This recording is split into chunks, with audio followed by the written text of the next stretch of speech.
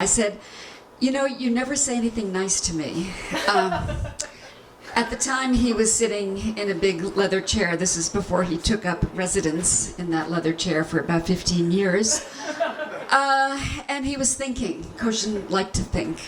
For him, thinking was an activity, a pastime, a must-do on a to-do list, something that you'd make time for, and an appropriate answer to the question, how would you like to spend the evening, or what do you want to do this weekend? So he was thinking. He didn't look up. He said, what? And I said, you never say anything nice to me.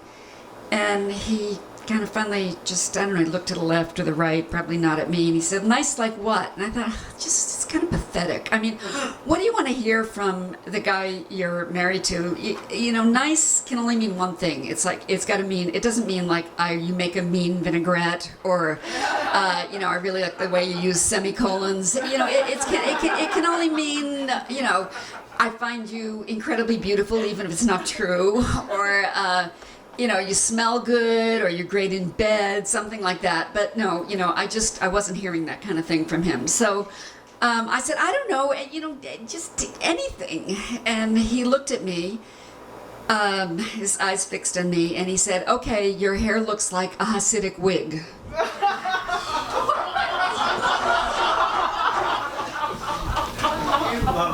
It wasn't what I'd been hoping to hear. But, you know, the worst thing about this is not what he said, and, you know, not even that my reaction. I wasn't pissed. I just, you know, I just kind of took it like, you know, okay, whatever. You know, and I guess really the worst thing is that I didn't think, why don't I divorce this guy immediately?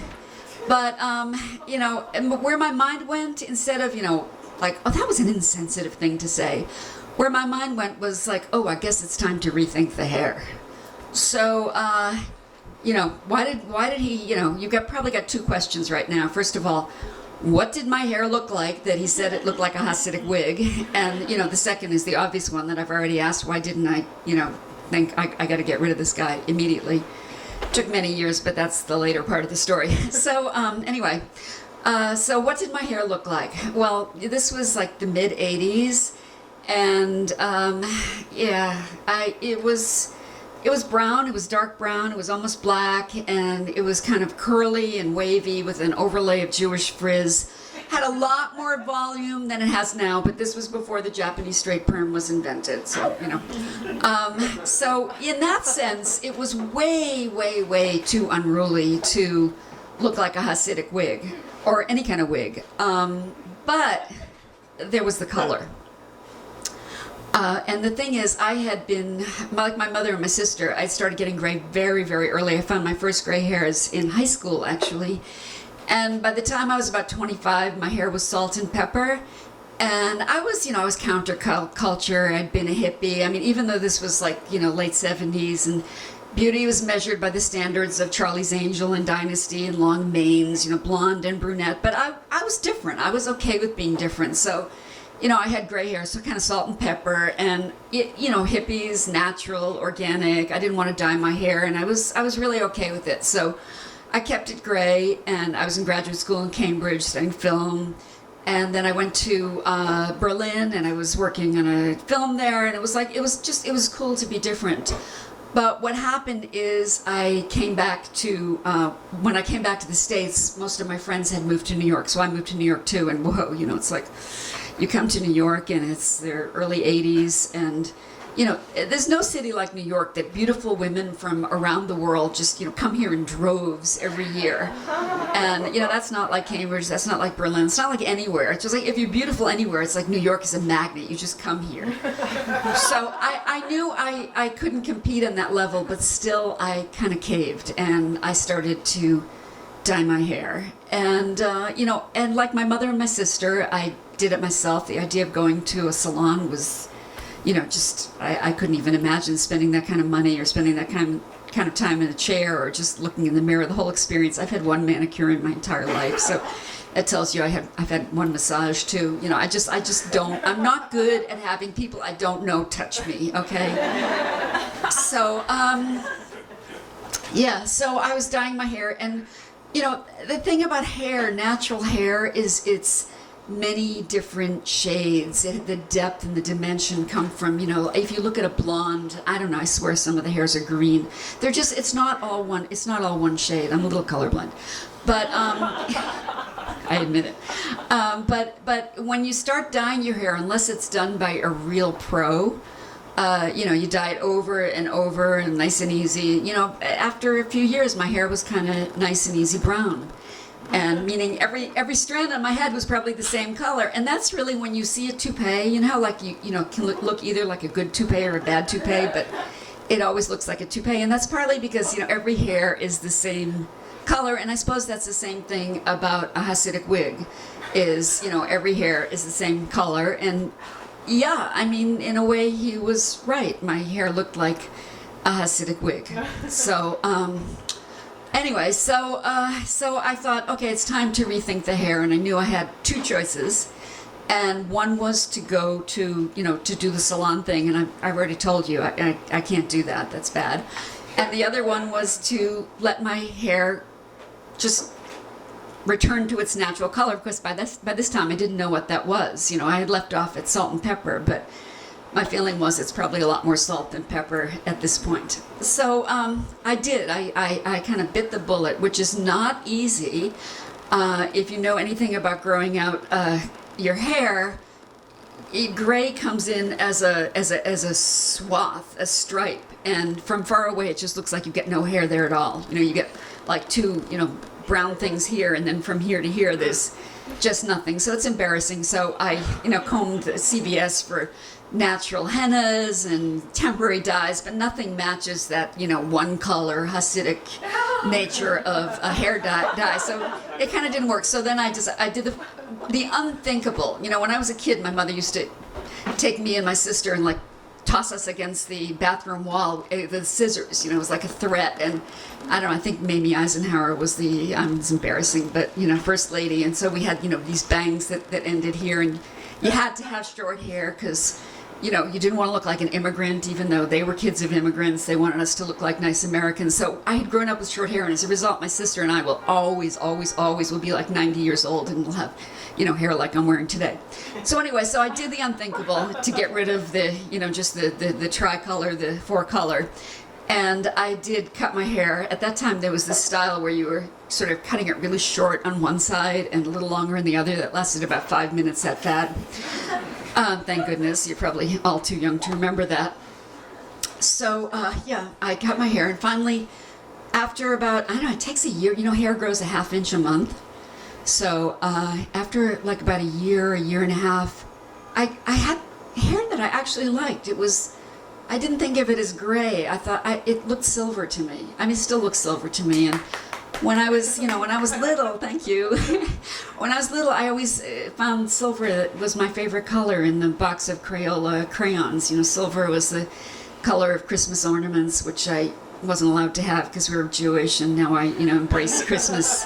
You know, I've taken the Christ out of Christmas, but I really love ornaments. I love all the bad taste and, you know, everything. When I was little, we used to drive by this French neighborhood, and my parents would be sitting in the front saying, "Oh, what a waste! Look at Santa on that roof," and I'd be like, "Oh, I want it." So yeah, so finally, I had silver hair, and it was, you know, I sometimes ask myself, you know, did I miss any opportunities for having gray hair, you know, to my, you know, career? And I guess it's possible that clients may have said, you know, should we get this great project? We'd like to get Carolyn for it, but we should get gray hair. I don't think so. You know, we can't put her in front of our pharmaceutical client, you know, whatever.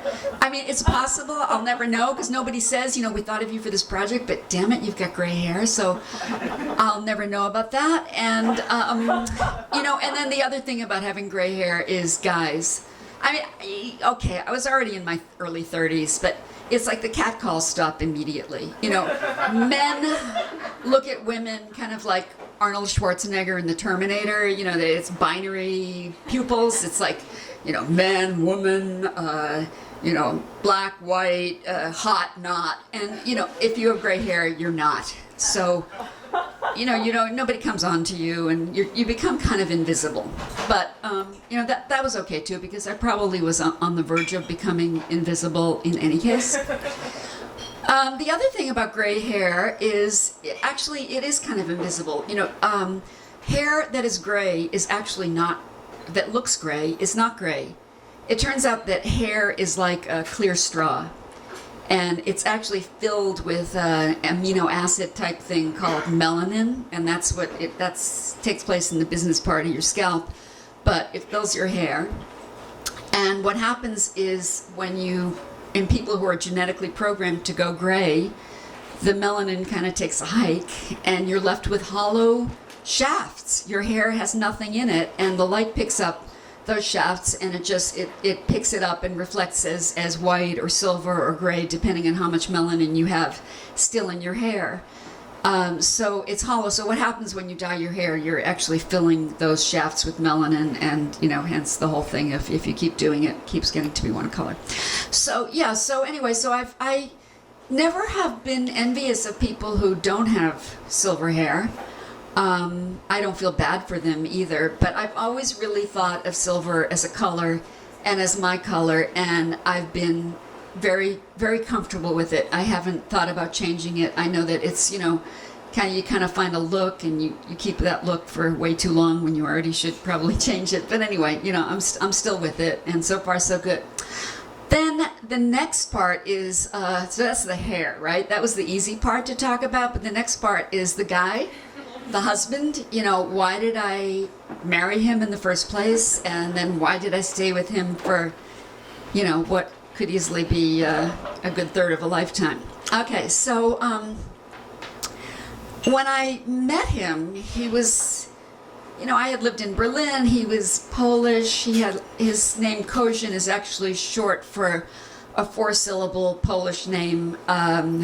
He spoke without articles. He didn't use the or man walks into store and buys cookie, and he kind of he was kind of good looking and sexy in that kind of dissipated Marlon Brando Last Tango in Paris kind of way. And this is before he got just totally grotesque after sitting in the chair for 20 years. But he was interesting. He was charismatic, like many abusers, because he was an abuser. He was manipulative, and he was charismatic. And he was the first person. He saw a film I had made, and he said, "You're a writer." And I said, "Yeah, I'm not a writer." He said, "No, you are a writer." And he kind of chained me to a chair with a computer. And after about 2 years, I was a writer.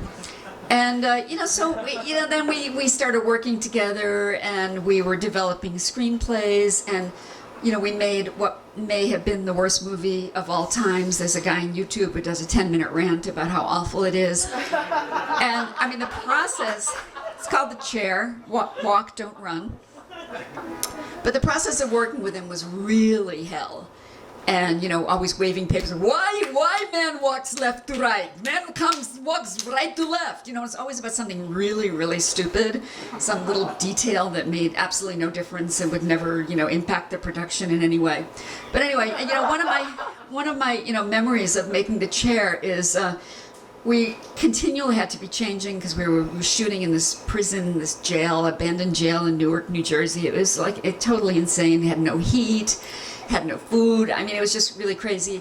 And I had my computer there. Understand this is like late 80s, so everything's really big. And I had to keep rewriting scenes because we had to adjust because we'd be losing the light, and had to make them shorter or longer or whatever. And at one point he was really pissed. And he came over to me, and he meant to hit me, and he hit the keyboard, I guess with his left hand, because he hit the keyboard so hard that his left ring finger, where his wedding band was, swelled up. And we had to take him to the emergency room to have it cut off. And guess what? It was our anniversary. That should have told me something too. But anyway, so long story short, I really wanted to leave him, but like so many women who are in this situation and would probably need a panel of experts to explain why I stayed. My shrink, and the talk shrink, and the medicine shrink. But whatever. There was always a reason, a last-ditch effort to get pregnant, getting pregnant, having an infant, having a baby, having a toddler, going on business trips. Of course, me, not him. And then, he's like the built-in babysitter. And then finally, when our son was about 10, I did divorce him, but then he never left. He had a convenient little mini nervous breakdown and, came back. He never left. And then after 2 years, then by that time our finances were separate, and he was losing his health insurance. And guess what this brilliant person did? I remarried him. And I have to tell you right now that health insurance is not a good reason to get married. Don't, if it ever comes up, just, don't go there. So it took, years and years and years. And really the catalyst, I'd have to say, is when our son became a teenager and I saw that the abuse was starting to be leveled at him.